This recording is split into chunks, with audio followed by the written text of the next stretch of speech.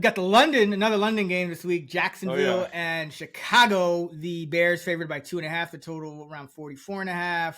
Who do you like in this one? I like Rome Odunze here. Still kind of flying under the radar. He had that really big week 3 where he caught 6 balls, 112 yards and a touchdown. But outside of that, been fairly quiet. I figure it'd be kind of tough for him to be consistent, considering they have DJ Moore and Keenan Allen. But he's getting a ton of playing time last week, even with Keenan Allen fully healthy. Dunze ran a route on 97% of Caleb Williams dropbacks. So the playing time's there. He was dealing with a knee injury earlier in the season. Have to figure he's closer to 100% now.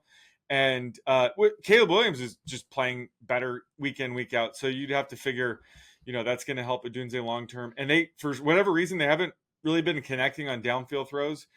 Odunze has been targeted 10 times, but only caught 2 of those so far, 20 plus yards downfield. I expect that to get much better going forward. Again, Caleb Williams was kind of like a downfield specialist at USC, and Odunze is just excellent all around, but especially downfield contested catches. He can do it all. So I'm still buying low on Rome Odunze, and this is a spot, against the Jaguars. I would not be shocked if he blows up here. Yeah, their pass defense has been absolutely terrible. Just ask Alec Pierce and all those guys last week. Oh, yeah. All right, let's go to the main slate. Start off with the Commanders at the Ravens. Should be an interesting game. The Ravens are favored by 6.5. The total is at 52.5. I'm going to roll with Zach Ertz here at 3,700. He got 8 targets last week, but only 2 catches. But still has a route rate of over 80% on the season. Baltimore outside the top 20 in DVOA against tight ends. So in a game where Washington might have to score even more than usual in this spot, because the Ravens, they can score. I like Ertz to bounce back here and catch more than 2 of his 8 targets this time around. Houston at New England. Nico Collins looks like he's going to be out. Looks like we're going to get Drake May making his first start for the Patriots, who are 7-point underdogs. The total around 38.5. Who do you like in this matchup? I like Xavier Hutchinson at 3,300. It's kind of unclear how the Texans plan on replacing Nico Collins, who's expected to miss this week. But Hutchinson was kind of his one-for-one replacement after he went down last week, caught 2 balls for 32 yards, which makes sense. Hutch is a bigger wide receiver. He's 6'3", so similar to Collins. I thought he was an underrated 6th-round rookie out of Iowa State last year. He was Brock Purdy's top wide receiver in college. But I do expect, Robert Woods and John Mechie to rotate in more than, Nico Collins would if he were in the lineup. But again, Hutchinson should be out there for at least, 60% of CJ Stroud's dropbacks, which makes him, instantly appealing at 3,300. So like him here.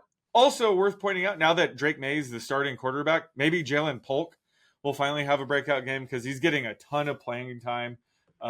Kendrick Bourne returned to the lineup last week, but they kind of eased him back in. But, Polk is, the top receiver, at least in terms of usage. So a shakeup at quarterback like May, who might be more aggressive, could finally unlock Polk to have, his first real breakout game. So like him as a dart throw as well.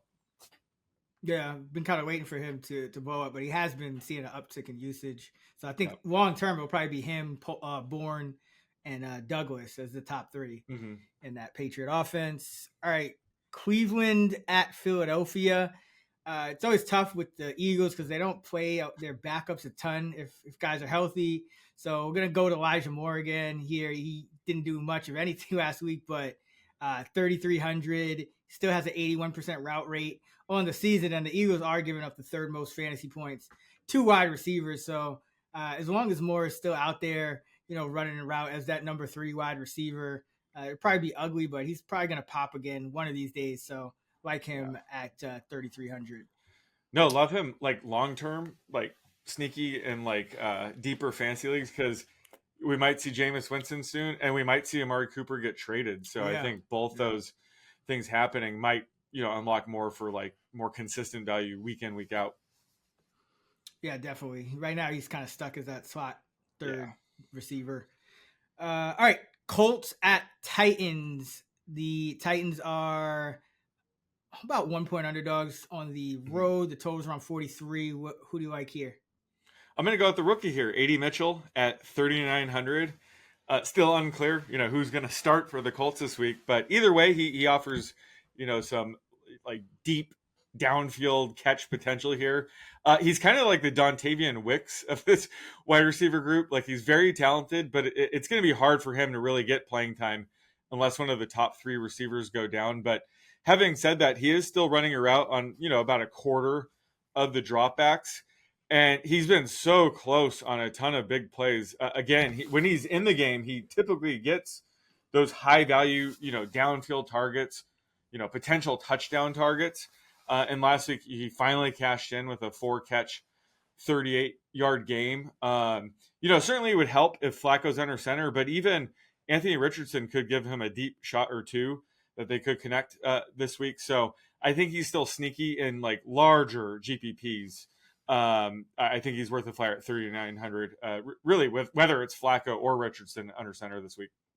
Yeah, Richardson was giving him some deep shots too. It's just they were like off, but eventually he's gonna have to come down. Yeah, he saves those accurate ones for Pierce so far. Right, that could shift at any time.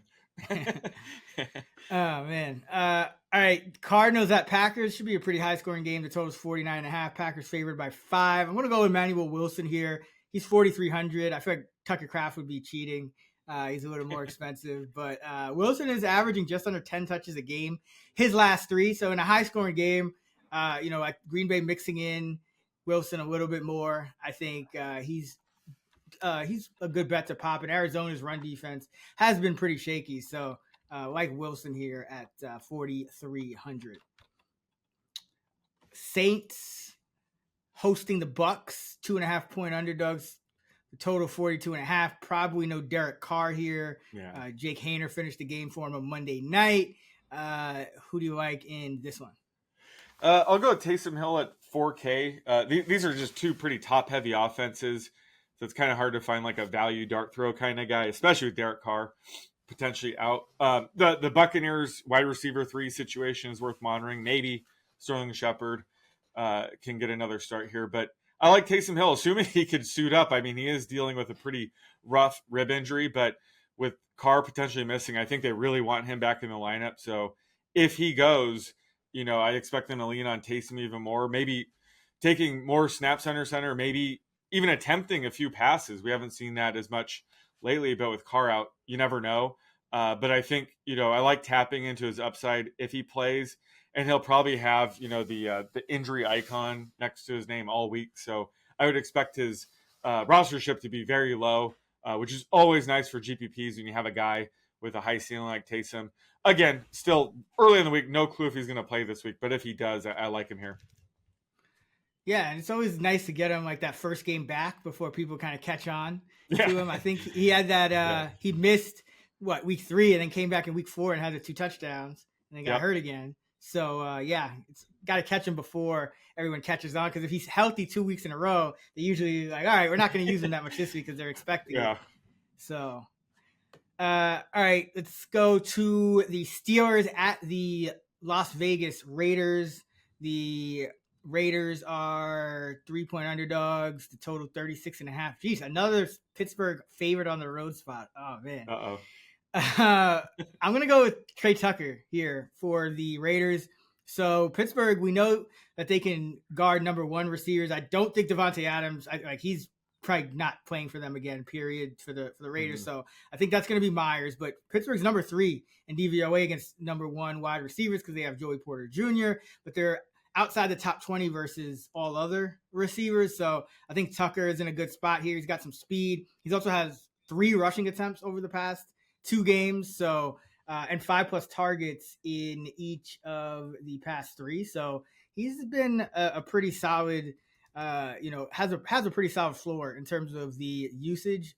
And he hit his ceiling against Carolina with 96 yards and a touchdown. But remember, he had that 2 touchdown game last year against the Chargers, so he's got some upside here. So I'm gonna roll with Tucker here at 4,200.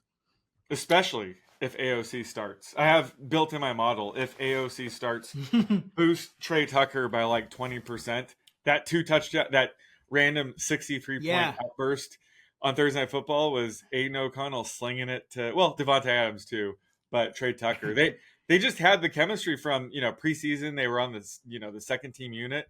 They just have solid chemistry. So anytime O'Connell's under center, I give Trey Tucker a bit of a boost. Yeah, there you go. I didn't even think of that. All right. Chargers at the Broncos. Another one of these low total games. Chargers favorite on the road, short favorite. The total is around 35.5. Who do you like in this one? Yeah, this is a gross one. I was gonna try to go with Lucas Kroll, the new lead tight end but I passed on that. I'm gonna go with the other crappy tight. Hayden Hurst at 2,600. This is just a brutal matchup for the Chargers passing offense. Patrick Surtain just been ridiculously good this year. I'm not even sure who he's going to be shadowing. Maybe he just covers, all three receivers pretty evenly. Who knows? Moss has been good too. Riley Moss has been really good too. Yeah, all those corners. I think it could unlock, a 3-catch, 30-yard game from Hayden Hurst here, and God forbid a touchdown. So I just think that, especially Justin Herbert might be the closest he's been to 100% following this bye week. I think Hayden Hurst could be sneaky here.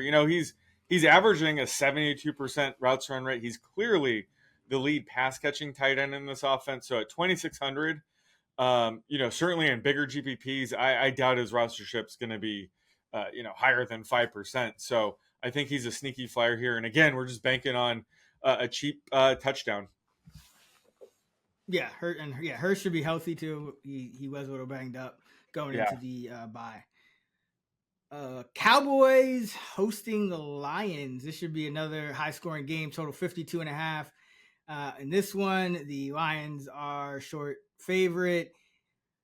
I'm going to go with Jalen Brooks here at 3,300. Now, you have Turpin and him kind of splitting that number 3 role, but Brooks did run around on 42% of the dropbacks to Turpin's 33%. So even though Turpin was more productive against Pittsburgh, Brooks ran a few more routes. And I think it's only a matter of time before he has, a 3, 4, 5 catch game. Dak Prescott kind of talked him up over the summer as another guy that he had good chemistry with, along with Tolbert. So I think that, especially with Turpin, his usage tends to go a little up and down because he's still involved on special teams. So I think there's more of a cap to his usage. Like if they had to, have a ton of plays a ton of pass plays, I think Brooks would get more and more routes run. So I'm going to roll with Brooks here. Detroit giving up the 4th most fantasy points to wide receivers. So should be a good spot for him.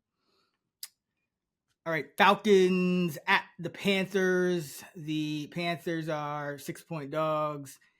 The total 47.5. Who do you like in that one? I'm going to go with another cheap tight end, Jatavion Sanders at 2,600.